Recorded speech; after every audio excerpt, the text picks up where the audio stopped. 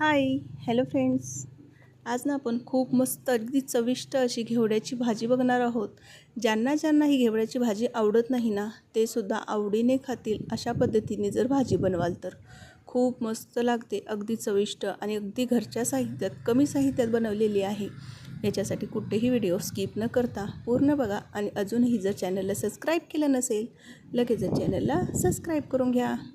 आणि हो, तुम्ही ना हा व्हिडिओ कोणत्या शहरातून किंवा कोणत्या गावातून बघत आहात हे नक्कीच कमेंट करून सांगा, म्हणजे मलासुद्धा समजेल की अशा गोडगोड ताई कुठून कुठून व्हिडिओ बघत आहेत. तर इथे मी अर्धा किलो प्रमाणात घेवड्याची शेंगा घेतल्या होत्या. त्या छान अशा सोलून घेतलेल्या आहेत. काही प्रमाणात गरसुद्धा आहे त्याच्यामध्ये.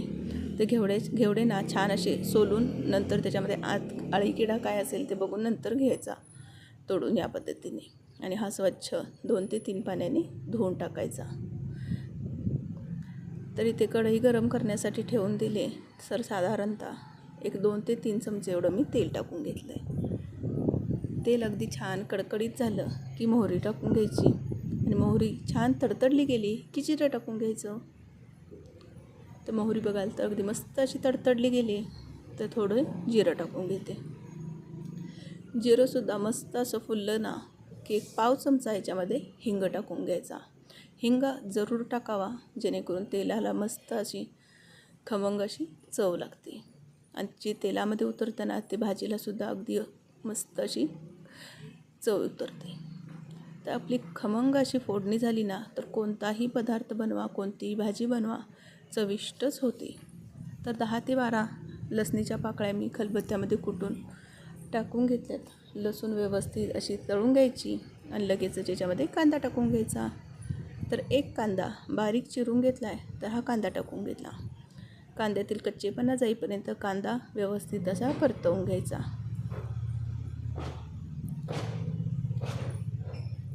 तर कांदा छान असा मऊ होईपर्यंत, लालसर होईपर्यंत परतवून घ्यायचा. तर मऊसर कांदा झालेला आहे. तर इथे मी मोठे 2 टॅमॅटो एकदम बारीक चिरून घेतलेले आहेत. तर हे टॅमॅटोच्यामध्ये टाकून घ्यायचे. ह्या भाजीला ना जितका शक्य होईल तितका टॅमॅटोचं प्रमाण जास्त वाढवायचं. टॅमॅटो जास्त वापरायचे, जेणेकरून भाजीला अगदी छान अशी आंबटगोड चव येते. अशा पद्धतीने तुम्ही टॅमॅटो जास्त टाकून तरी बघा, खूप मस्त अशी भाजी होते. तर टॅमॅटो छान असा विरघळेपर्यंत परतवून घ्यायचा. छान असा टॅमॅटो मऊसूत झालेला आहे, छान तेलामध्ये विरघळलेला आहे, बघू शकता. अशा पद्धतीने 1 ते 2 मिनटात व्यवस्थित असा टॅमॅटो मऊ पडलेला आहे. तर त्याच्यामध्ये हळद टाकून घ्यायची थोडीशी, चवीपुरतं मीठ आणि चवीपुरतं तिखट तुम्ही कोणतंही वापरू शकता. अगदी घरगुती जे घरी आपण साठवणीचं तिखट वापरतो ना, ते कमी जास्त तिखटप्रमाणे वापरू शकता. तर इथे तुमच्या चवीनुसार कमी जास्त तिखट करून घेऊ शकता. इथं घरगुतीचं साठवणीचं जे तिखट आहे तर तेच वापरलेलं आहे. याच्यामध्ये कोणतेही अजून मसाले अजिबात वापरलेलं नाही. आणि हे छान असं परतवून घ्यायचं, जेणेकरून तेल सुटेल. टॅमॅटो कांद्याला व्यवस्थित असं छान तेल सुटलं आणि तेलामध्येच आपण जर मिरची पावडर टाकली ना तर भाजीलासुद्धा अगदी छान तर्री येते. तर याच्यामध्ये आपण जो घेवडा धुवून ठेवला होता ना, हा टाकून घ्यायचा आणि अगदी मस्त असं परतवून घ्यायचं, जेणेकरून तिखट मीठ व्यवस्थित परतलं गेलं पाहिजे आणि छान प्रत्येक घेवड्याच्या शेंगेला लागलं पाहिजे. या पद्धतीने, अशा पद्धतीने जेव्हा तुम्ही भाजी बनवाल, खरं सांगते खूप मस्त होते. नक्कीच ट्राय करून पहा, खूप चविष्ट होते. व्यवस्थित असं परतवून घ्यायचं, अगदी छान असा टॅमॅटो वगैरे सगळ्याकडे लागला पाहिजे या पद्धतीने. आणि झाकण ठेवून एक 2 ते 3 मिनटासाठी असंच ठेवून घ्यायचं. अजिबात पाणी घालायची घाई गडबड करायची नाही. पाणी न घालता शिजवून घ्यायचं आहे सुरुवातीला. तर इथं अजिबात पाणी न घालता एक 2 ते 3 मिनटासाठी शिजवून घ्यायचं आहे. एक 2 ते 3 मिनटानंतर परतवून घ्यायचं, जेणेकरून भाजी आपली करपणार नाही, तळाला लागणार नाही, याची दक्षता घ्यायची. भाजी अशा पद्धतीने 2 ते 3 मिनटांना परतवून घेतली ना तर भाजी एकसारखी शिजली जाते. नाहीतर काय होतं, आपण परतली नाही तर वरची भाजी कच्ची राहते आणि खालची भाजी शिजली जाते. तर व्यवस्थित अशी 2 ते 3 मिनटांत परतून घ्यायचं आणि पुन्हा एक 2 ते 3 मिनटासाठी शिजायला ठेवून द्यायची. भाजी पुन्हा एकदा मी शिजायला ठेवून दिली आहे आणि बघू शकता अजून पुन्हा एक 2 ते 3 मिनिटांनंतर अगदी 50 ते 60% भाजी आपली ही शिजलेली आहे. तुम्हाला जर याच्यामध्ये ग्रेव्ही नको असेल ना तर याच्यामध्ये पाणी अजिबात वापरायचं नाही. बिना पाणी घालायच्या अगोदर अजून एक 4 ते 5 मिनटं असं झाकण ठेवून दिलं ना तर भाजी अगदीही छान शिजली जाते.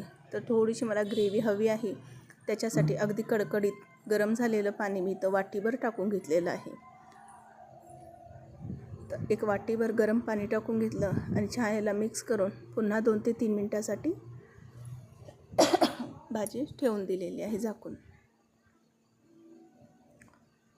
तर गरम गरम पाणी वापरलं ना भाजीला तर्री छान सुटते आणि कलरसुद्धा अगदी छान असा खुलून येतो.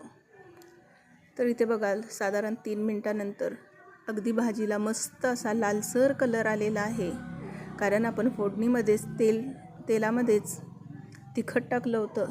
तर तेलामध्ये जेव्हा तिखट टाकतो ना त्याचा कलर मस्त असा येतो आणि गरम पाणी वापरल्यामुळे भाजीला तर्रीसुद्धा मस्त अशी सुटलेली आहे.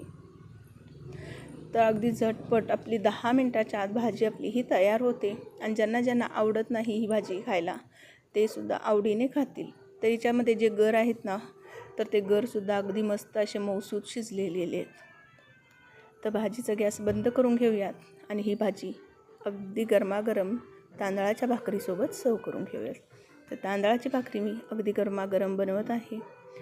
खूप छान लागते भाजी. तुम्हाला तांदळाच्या भाकरी बरोबर खायचं नसेल तर नाचणीच्या भाकरीसोबत किंवा मग चपातीसोबत, पराठ्यासोबत अशा पद्धतीची ही चविष्ट अशी घेवड्याची भाजी नक्कीच ट्राय करून पहा किंवा मग भातासोबत खाल्ली तरीसुद्धा चालते.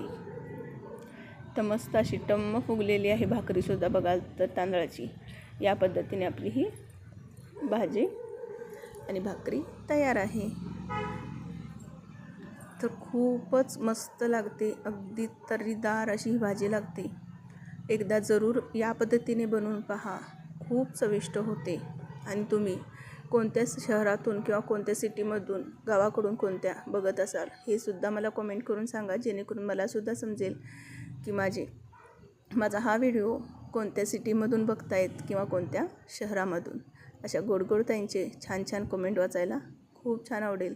तर हिथून ना बारीक चिरलेली कोथिंबीर आणि छोटे पांढरे तीळ टाकून घेतलेत. हे फक्त सजावटीचा भाग आहे, हा स्किप केला तरीसुद्धा चालेल. अशा ना मी बऱ्याचशा रेसिपीज अपलोड केलेल्या आहेत.